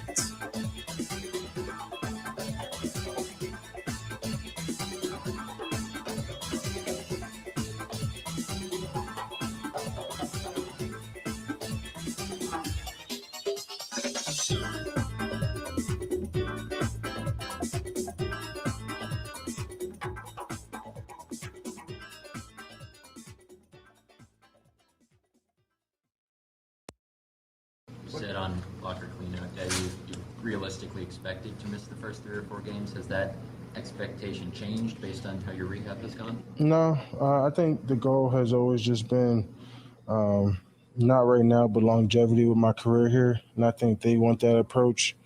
And we have a pretty strong 9-month rule, so it's just all about just through the research and the data. There's no good outcomes with players coming back early from ACL, especially if you add in all the other things that get fixed up. So it's just all about completing the rehab the best of our ability and then seeing where we're at from there. Micah Parsons on his timeline. We're back. The Wisco Sports Show presented by Lacrosse Beer House Corner, 3rd and Pearl, right downtown. I know state track is it start tomorrow and Friday or Friday, Saturday in Lacrosse? So I know some of you will be making the trip, hopefully to watch little Jimmy and little Jane run the 4x1 or to do the high jump. So just consider you have a couple hours to kill. Go down and support one of the show's best sponsors. They're all great, but Lacrosse Beer House has sent us to the Super Bowl and spring training. Love Lacrosse Beer House right downtown, and it's a great spot. If you want to get a beer and then walk around and see the sights, go down to Riverside Park, see the river, and enjoy the town.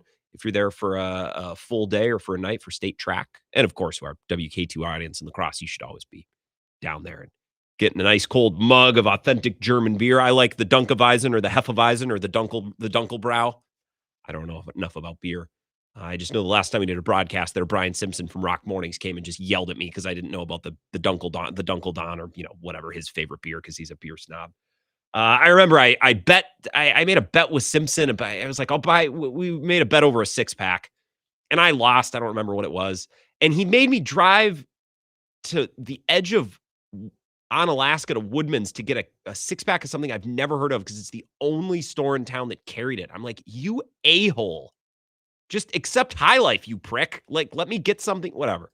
Not the point, but they do have all of the best German beers, the big mugs, the brats, the pig wings are great. Get a big pretzel, fish fry on Friday night. Couple of texts here, 608-321-1670. Gordon Lacrosse says, the people who use AI the most are the ones who don't want the data centers. I know people who schedule their entire weekly routines on AI. It's like people who don't like Amazon but buy 50 packages a week. Can I be anti-both? Can I be anti-AI and data centers? You're probably right, though, about that, Gordon. I bet the Venn diagrams are very similar. I also don't shop on Amazon, and I don't say that to be like, I'm anti-Amazon. I just never order anything offline. If I need something, I need it. So I'm going to go to the store and get it at the store. It's not like, oh, I need something in 3 days, so I'm going to buy it on Amazon. It's like, no, I need it now. So I'm going to go to the store.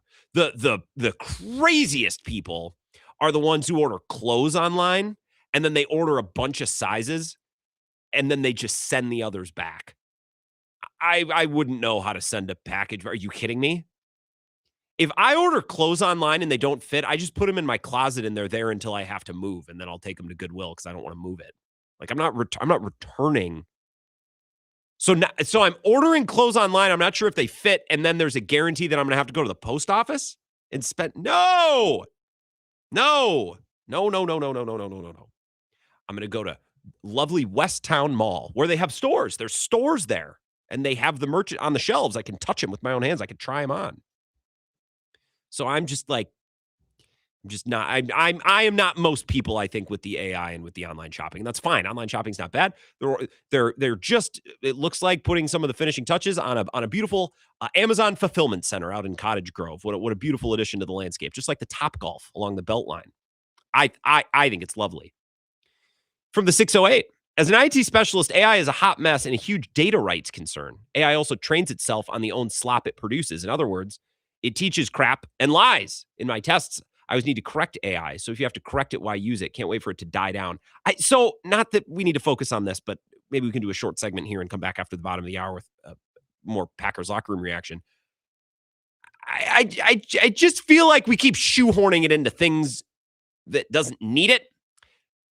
And I look at that and I'm like, okay, is it needed there, or are we just looking for reasons to use the stuff because we're too pot committed now? You know what I mean? I don't know. I'm an idiot. I shouldn't be in charge of these things, but sometimes you need an idiot in the room. Sometimes you need the dumb guy. You need the dumb guy to look around and go, wait a minute.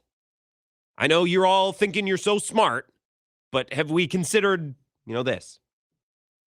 Goose Eggs on the live stream says, Grant, do you not use Amazon because you prefer to shop at the food co-op? I don't have the funds to shop at a food co-op. I spend my hard-earned tax dollars at Phil's.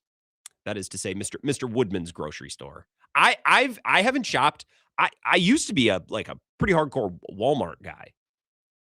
Lacrosse has got quite the, when I lived there for 6 or 7 years. You got Walmart, you got Festival, you got Woodman's, Aldi. They have an Aldi on the south side now. Can you believe it? So I would just kind of by the week, I don't know, maybe Aldi has earned my business today. I would, I'd shop around. And I was raised as a Walmart man. Not too good for Walmart. Walmart actually has sneaky good. I can't tell you, every time I'm in Walmart, I'm like, I think I would wear that shirt. I don't walk through the clothing section for whatever reason. I always feel weird, but I'll walk in the thoroughways, the highways and byways that cut through the sections. I had to buy bug spray the other day. Anyways, walking through the clothing section, and I'm like, I think I'd wear that. $6. So I'm not above Walmart.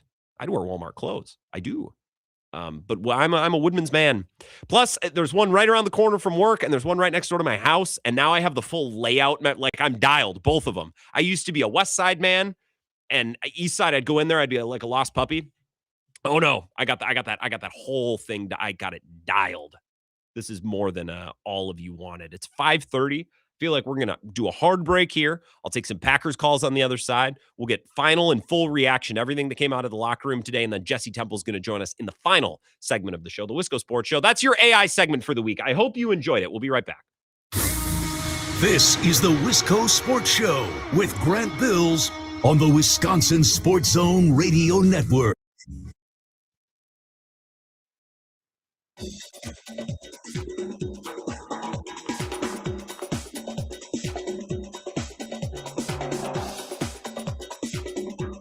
Wisco Sports in 5 minutes.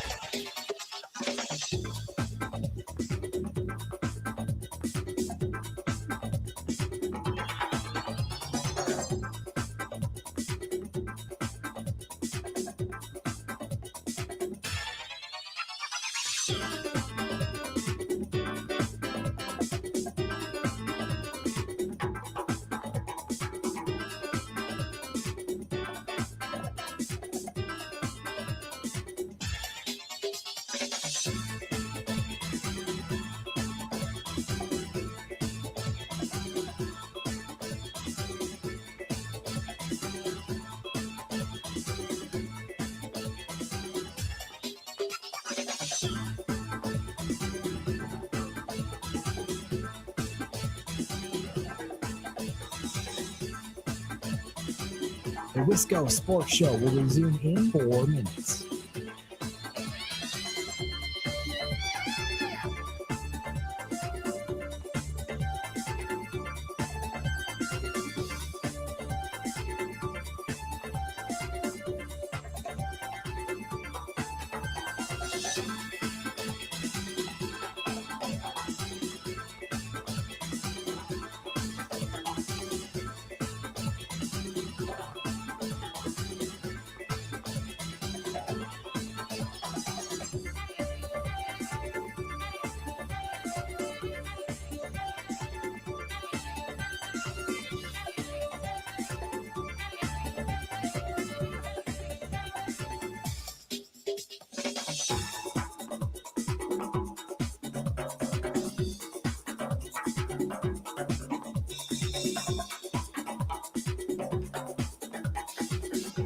The Wisco Sports Show will resume in 3 minutes.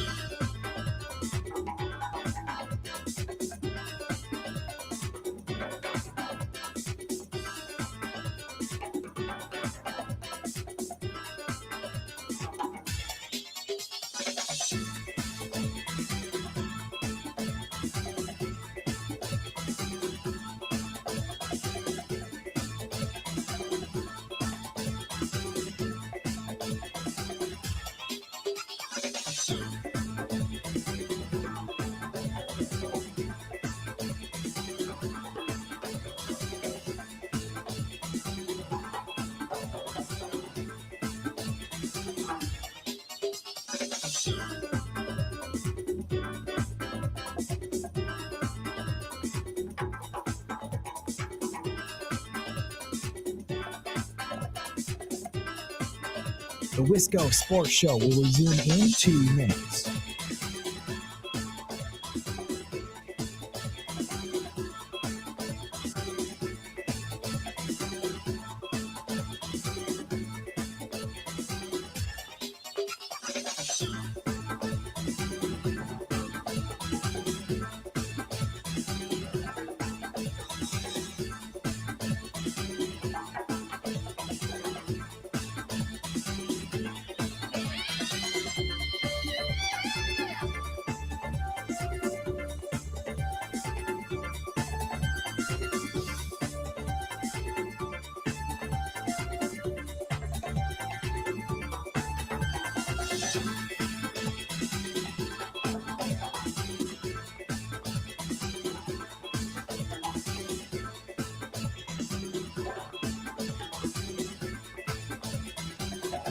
The Wisco Sports Show will resume in 1 minute.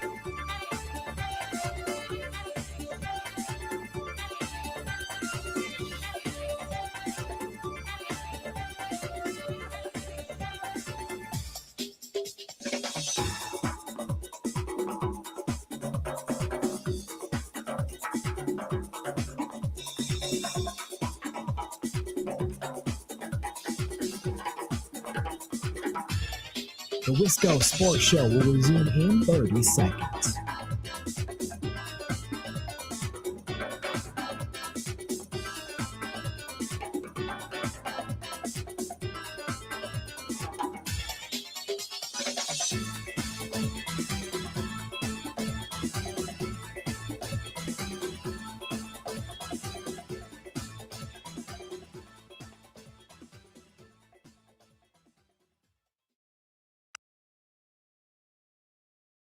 You know, it's yeah. There's always questions. You know, I was shocked when I saw it, and like I said, it's one of those things. We're gonna let it play out. You know, there's a lot of uncertainty when you hear something like that of what might happen, but we'll see. We'll let it play out and go from there. We're going to wrap up the show with Jesse Temple in about 10 minutes. Normally he's on at 5:30. I'm going to scoot out of the studio. I got somewhere to be tonight, and I'm trying to get a 10 or 12-minute head start. So we'll kill the live stream. Sorry about that. And the show will be our normal pre-recorded interview with Jesse Temple. We recorded this afternoon. We talk about the latest recruit because, well, Jesse knows things. He's on the inside. So we cover that. You'll hear that at the very end of the show. But a couple more minutes here to talk Packers, including Micah Parsons' commentary today. And he talked about, well, you know, we have a pretty hard and fast 9-month rule. So now we're trying to figure out, okay, does that mean 9 months from injury, 9 months from surgery, 9 months from, you know, surgery to play in game or surgery to practice? Like, I don't know. We're trying to do the math. He's going to miss some time, though. Regardless, it's just a matter of how much time. 608-321-1670, Wisco Sports Show. Who's this? Hey, it's Darnell. Darnell, good evening. Good evening. I think that some of these physical time frames on injuries, I don't think they always apply to the physical freaks. Like, I don't think they apply to people like Giannis Antetokounmpo or Micah Parsons would fall into that category just a little bit, just because of how insane his workouts and whatnot are. Where like Adrian Peterson, I certain people, I just don't think it will take as long for them to get back to 100%. Or maybe I think the big buzzword right now is like, will he get back to 100%? And I don't think there's really any doubt in my mind that he'll get back to Micah Parsons, because that's, I don't know that for sure, but he just seems like the kind of physical specimen that. Yeah, I wouldn't bet against it. I think is maybe like exactly. That's the best way to put it. I wouldn't bet against it. I have no way of knowing. I think, Darnell, maybe the difference that you're discussing is, or maybe the Packers' perspective would be, yes, we agree that not everybody's body is the same, and some people will come back faster and better, but we're still going to make you sit out the 9 months. And then by the time you step on the field, you would just be ahead at that moment in time of where somebody else would be. You know, it will right. take Micah Parsons less time to get back into the swing of things, or less time to be playing at a very high level. Whereas, you know, another player might come back at the same 9 months, but then it might take him months after that to really feel comfortable to play at a high level again. That might be how the difference manifests. Right. And I think that would also apply to Tucker Kraft. I mean, I don't know if you've seen the videos and pictures of him working out. Like, dude is an absolute animal. Like, he's not wearing a brace on his knee, which I think is maybe a little bit testing fate there. But it's great to see him like doing his cutting and every, like the lateral movement that you definitely wouldn't expect to see from a Tucker Kraft 10 months post surgery or 8 months post surgery, or whatever it is at this point. Yeah. So, I'm maybe a bit more optimistic than other Packer fans about when we'll see our favorite Packers and how good they'll actually be when they get back. I'm not overly worried about it, and I also don't think that ACL injuries are the same ACL injuries that they were when we were growing up. Like, so I think that the doctors and the surgeries that they do are just so like light years ahead of where they were 10, 15 years ago. I agree, but I still think every body is different. And even if you execute the surgery, you know, properly, like David Bakhtiari might be a case where it's like his body it just never happened. It never took to it. You know what I mean? Or a body had certain wears and tears and strains and stresses that didn't lead to a proper, like, so I'm with you, but I still think even in 2026, there's room for, you know, cases where it doesn't go perfectly. True. You want to know one of my hypothesis on why a David Bakhtiari didn't work versus why a Christian Watson did work? I've actually never wanted to hear something from a caller more than I've wanted to hear this. Okay. My hypothesis on why ACL injuries are worse for like offensive linemen is because they have to move backwards. And there's not really a good way to like prepare for that. Like, if you're rehabbing something, a lot of times you're going to be running forward and you're going to be doing sprints. You're going to be doing cuts back and forth, right? Mm-hmm. But it's not a natural movement to go backwards, right? Like offensive linemen have to do every single play. So I think that it's a little bit harder to emulate that in like a rehab or a practice situation. I like that. So I just never thought that he was able to get all the reps that he needed to get back to where he was. Whereas you got Parsons his motor's always going forward, right?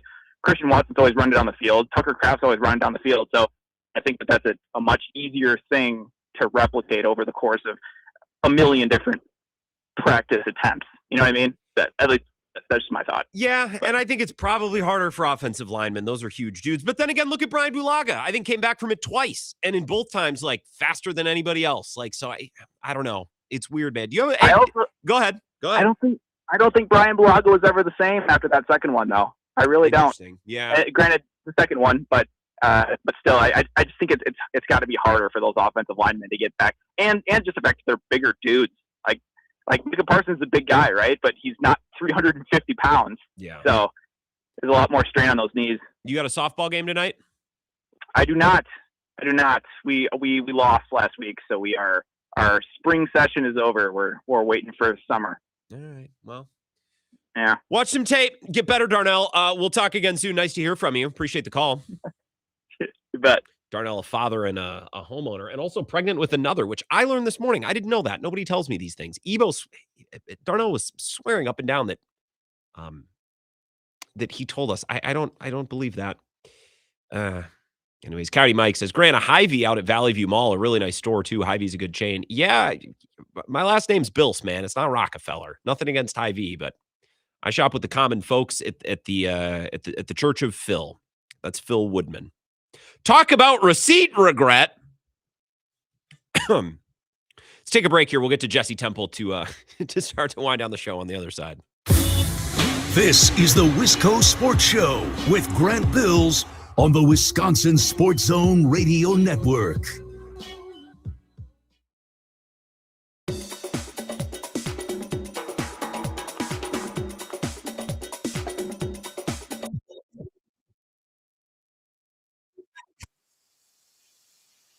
Minutes.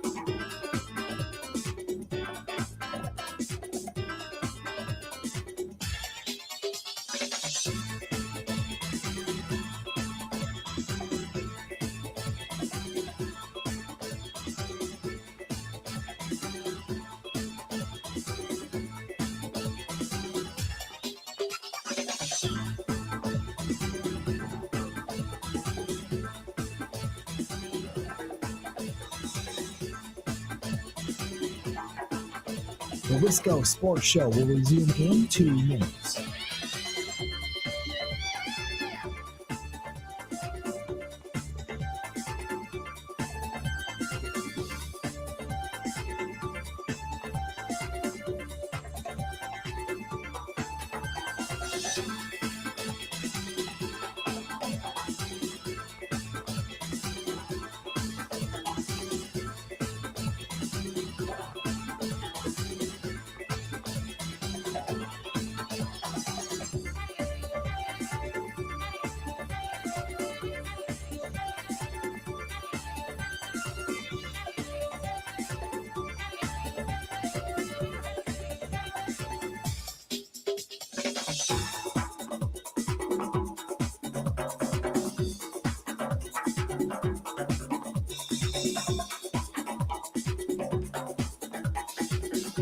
The Wisco Sports Show will resume in 1 minute.